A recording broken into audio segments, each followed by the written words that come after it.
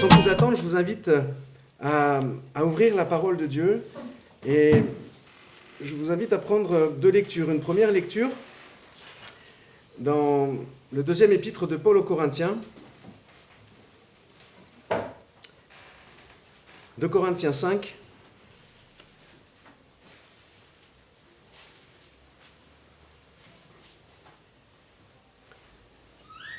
Et cette proclamation que vous connaissez. 2 Corinthiens 5, et nous lirons à partir du verset 17. 2 Corinthiens 5, 17, il est écrit « Si quelqu'un est en Christ, il est une nouvelle création. Les choses anciennes sont passées, voici toutes choses sont devenues nouvelles. Et tout cela vient de Dieu qui nous a réconciliés avec lui par Christ et qui nous a donné le ministère de la réconciliation. Amen. » Amen. J'aimerais prendre une deuxième lecture dans l'épître de Paul aux Romains cette fois-ci, au chapitre 5.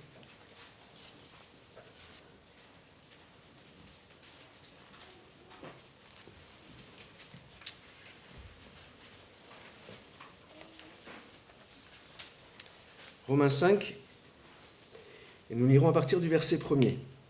« Étant donc justifiés par la foi, nous avons la paix avec Dieu par notre Seigneur Jésus-Christ, à qui nous devons d'avoir eu par la foi accès à cette grâce dans laquelle nous demeurons fermes, et nous nous glorifions dans l'espérance de la gloire de Dieu. Bien plus, nous nous glorifions même des afflictions, sachant que l'affliction produit la persévérance. La persévérance, la victoire dans l'épreuve, et cette victoire, l'espérance. Or, l'espérance ne trompe point, parce que l'amour de Dieu est répandu dans nos cœurs par le Saint-Esprit qui nous a été donné. Car lorsque nous étions encore sans force, Christ, au temps marqué, est mort pour des impies. À peine mourrait-on pour un juste, quelqu'un peut-être mourrait pour un homme de bien. Mais Dieu prouve son amour envers nous en ce que lorsque nous étions encore des pécheurs, Christ est mort pour nous. Et on continuera jusqu'au verset 11. « Et à plus forte raison donc, maintenant, nous sommes justifiés par son sang, serons-nous sauvés par lui de la colère.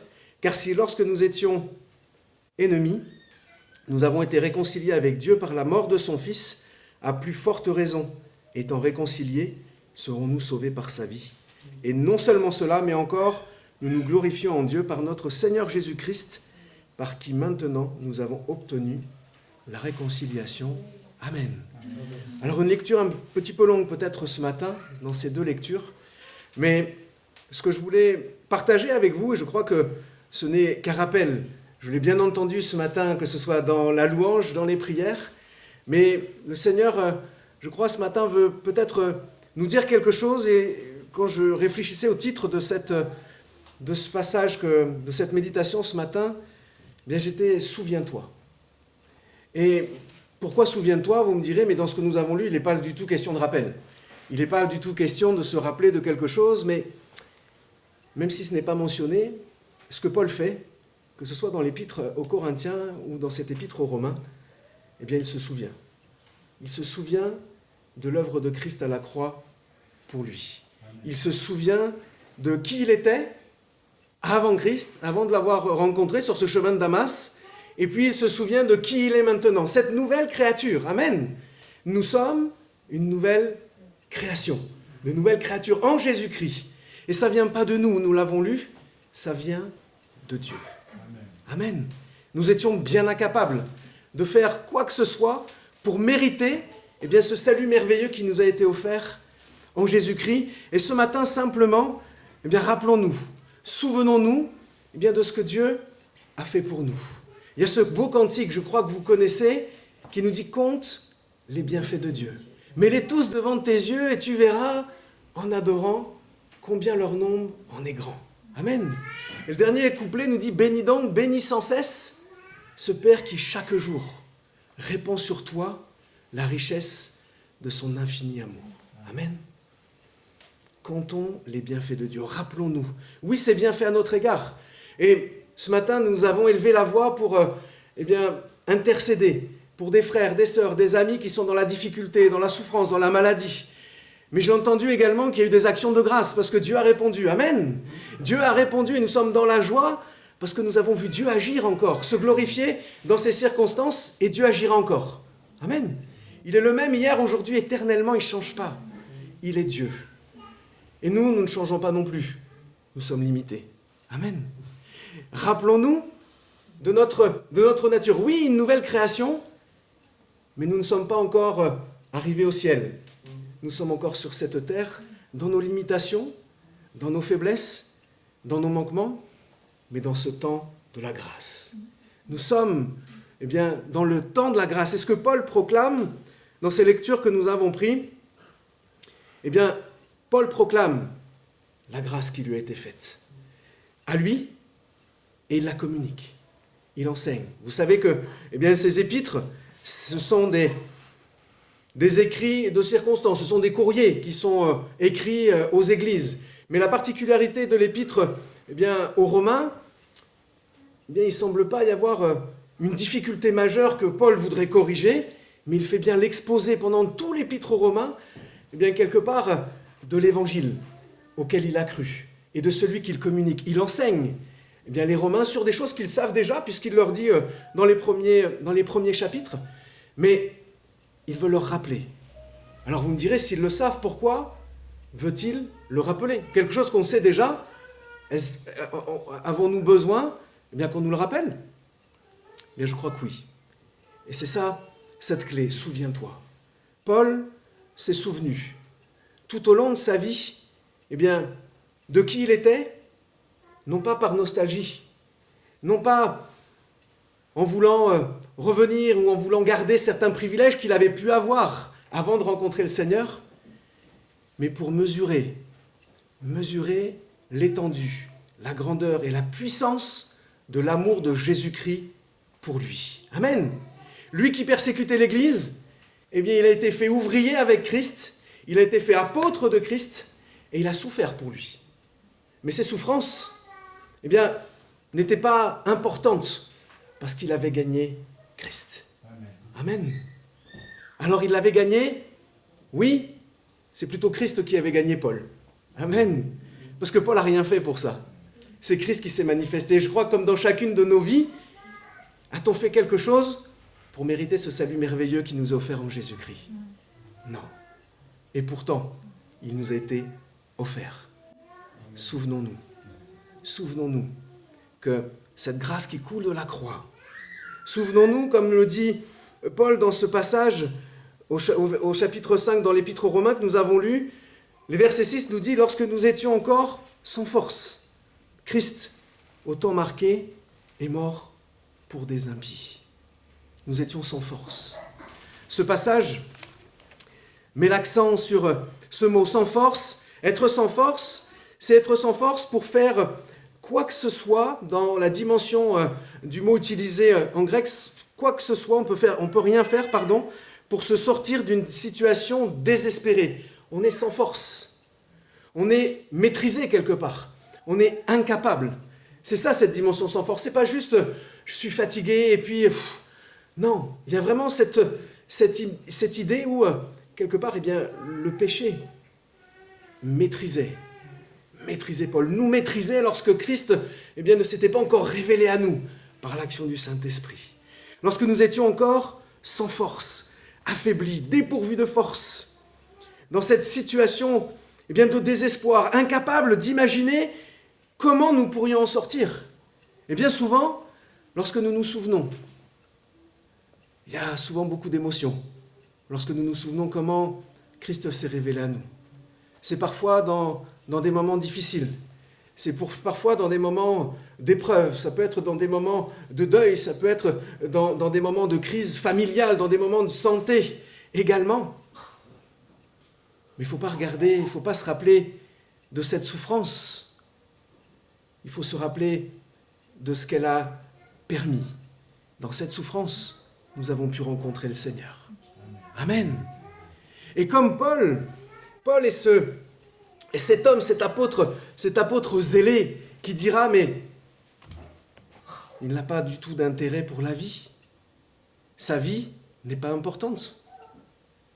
Il vit pour Christ. La mort lui est un gain, dira-t-il, proclamera-t-il. Il vit pour Christ. Il ne vit pas pour les promesses, pour les bénédictions. Son regard, son ministère, ses actions, tout est conditionné par sa relation avec Christ. Souviens-toi de ce jour où le Seigneur s'est révélé à toi. Et si ce n'est pas le cas, c'est peut-être en ce moment, peut-être dans l'épreuve, dans la circonstance ou dans la difficulté qui est la tienne ou qui est la vôtre, bien que Dieu veut se révéler à ce moment-là. Rien n'est impossible à Dieu, parce qu'il est Dieu et pas nous. Nous sommes limités, mais nous avons un grand Dieu. Paul dira à Timothée, « Je sais en qui j'ai cru. » Amen. Celui qui est venu le rencontrer sur le chemin de Damas, celui qui l'a foudroyé par son amour, qui l'a mis à terre, qui l'a aveuglé. Mais en fait, Paul était déjà aveugle. Malgré que ses yeux voyaient, il était complètement aveuglé par ses désirs, par ce qui le poussait à commettre ces crimes, à persécuter l'Église parce qu'il croyait faire le bien, mais il était aveuglé. Il a fallu cette rencontre. Souviens-toi de cette rencontre, de ce jour où le Seigneur s'est révélé, s'est manifesté dans ta vie. Ça ne veut pas dire qu'il n'y en aura pas d'autres. Ça veut dire que depuis ce jour-là, Christ veut cheminer avec toi. Et je parle de cette rencontre qui nous a amenés à la repentance, qui nous a amenés à réaliser, que nous étions sans force, que nous étions perdus, que nous étions, les termes utilisés sont forts, impies. Impie, c'est quelqu'un qui est injuste, qui est méchant, dont le caractère ne mérite pas la faveur de Dieu.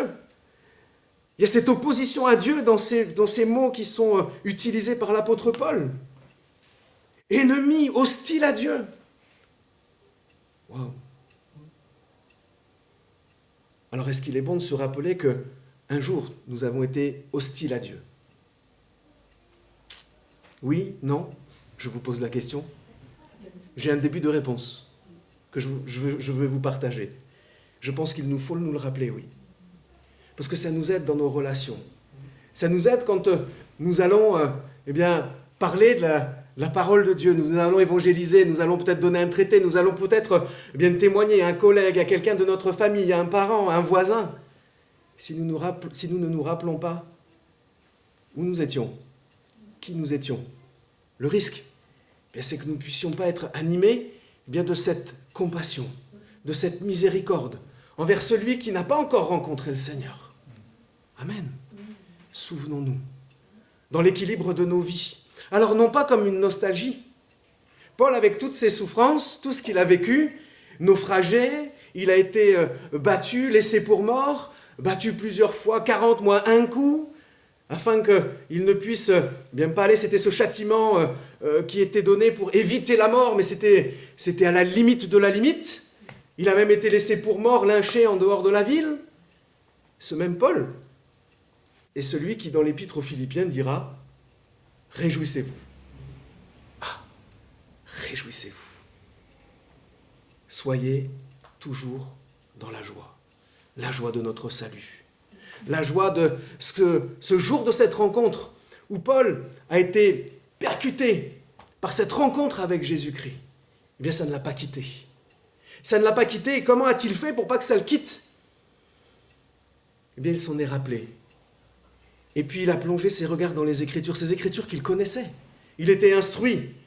Il avait fait ses classes avec Gamaliel, un des grands docteurs de l'époque. Il connaissait, Paul, on pourrait le considérer certainement comme le théologien, l'apôtre théologien, qui avait cette connaissance, et pourtant la connaissance sans la rencontre, on a bien vu ce que ça a fait dans ses premières années de vie. La simple connaissance sans la rencontre ne fait rien. Mais la rencontre sans la connaissance, alors c'est déjà mieux que l'inverse. C'est vrai. Mais ça nous limite. Ça nous limite dans notre vie, ça nous limite dans notre relation à Dieu. Ça nous limite dans ce que Dieu veut faire en nous et à travers nous.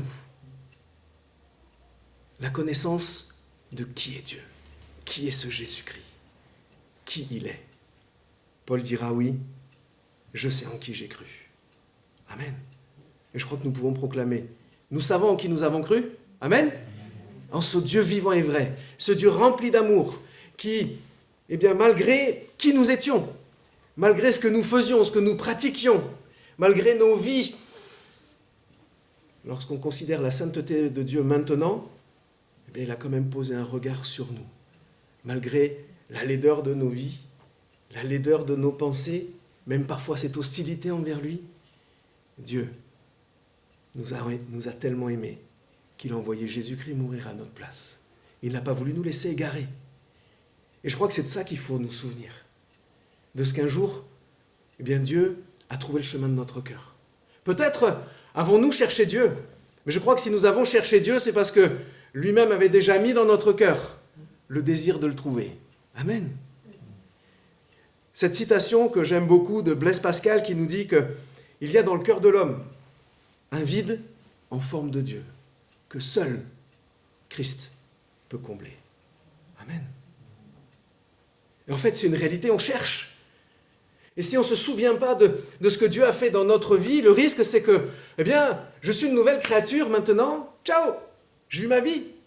Ça y est, je suis béni, je suis guéri, je suis délivré, je suis restauré.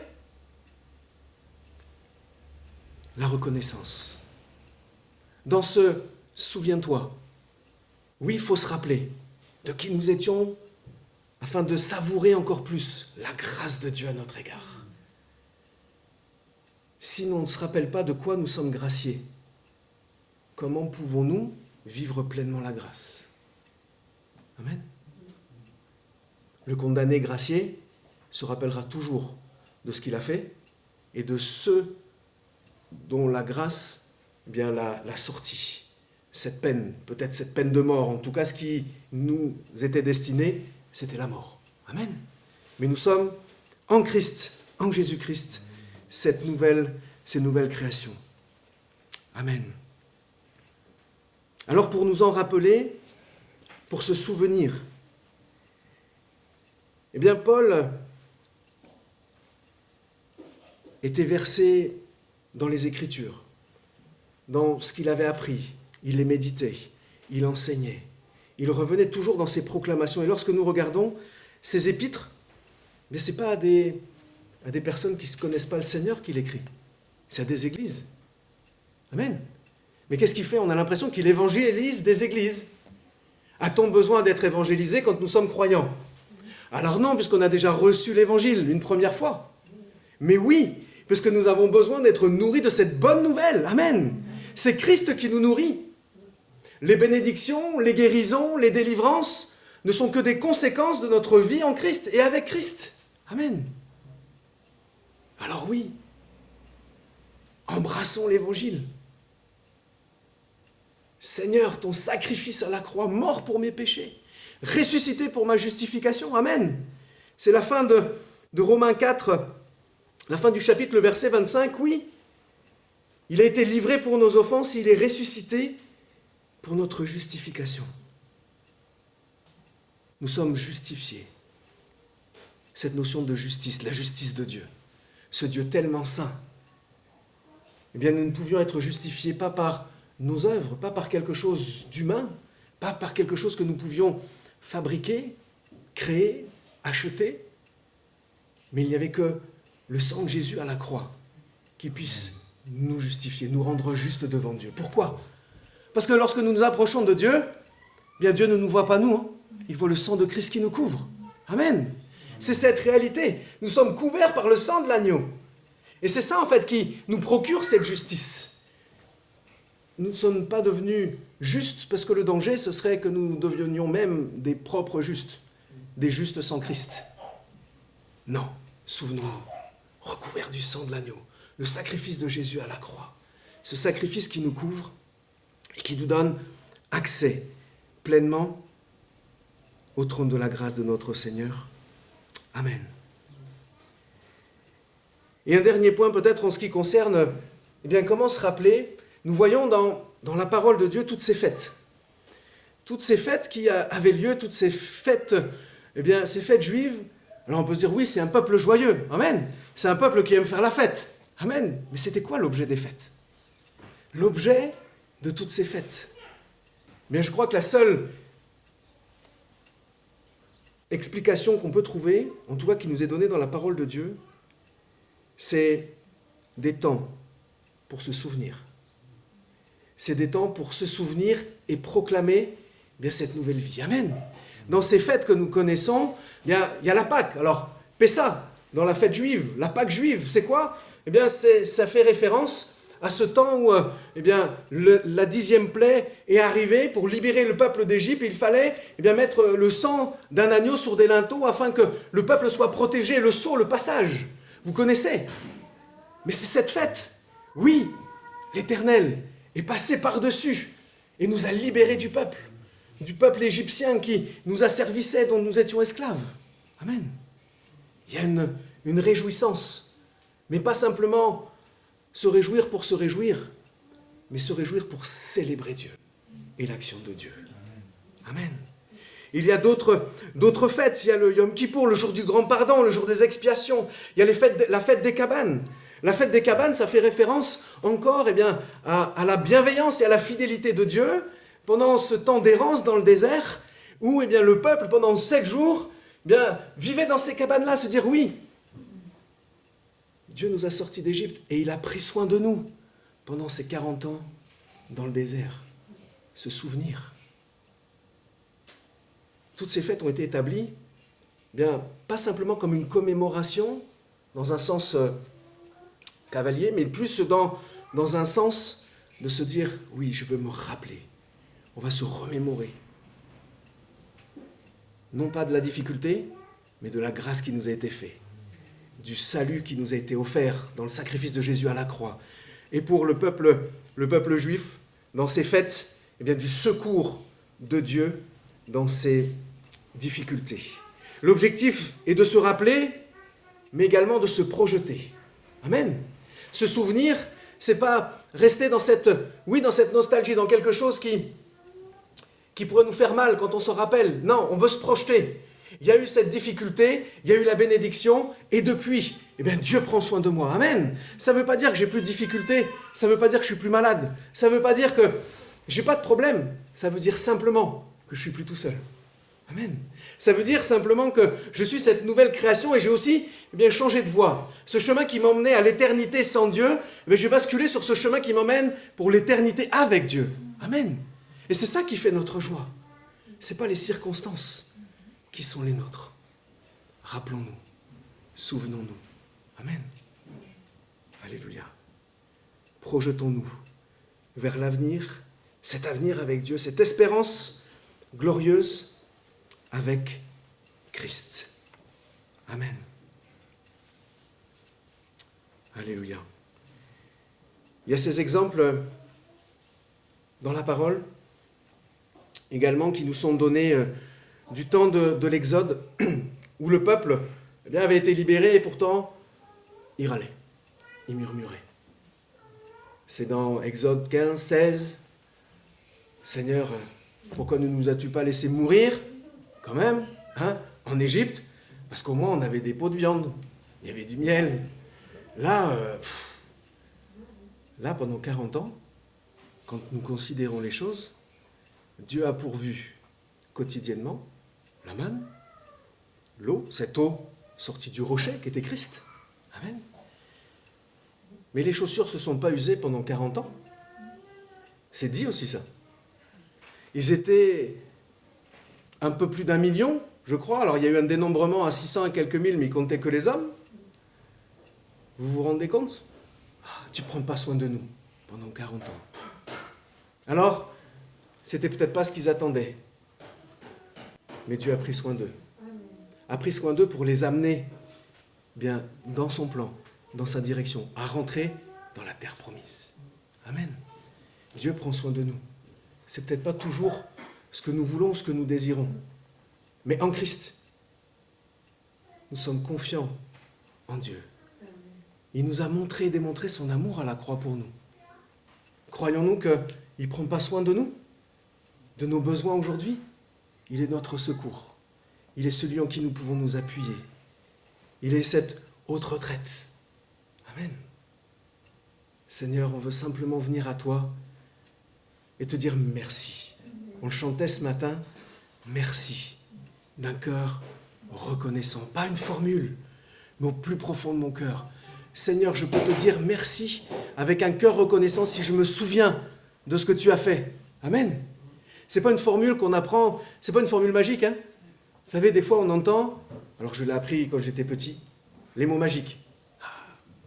Mais les mots magiques, ça devient une formule et on ne met rien derrière. Alors que ce ne soit pas des mots magiques que nous utilisons avec le Seigneur pour obtenir, s'il te plaît, merci. S'il te plaît, quand on regarde, s'il te plaît, c'est presque que ta volonté soit faite. Amen. Je te demande ça, mais que ta volonté soit faite. Ce n'est pas une formulation.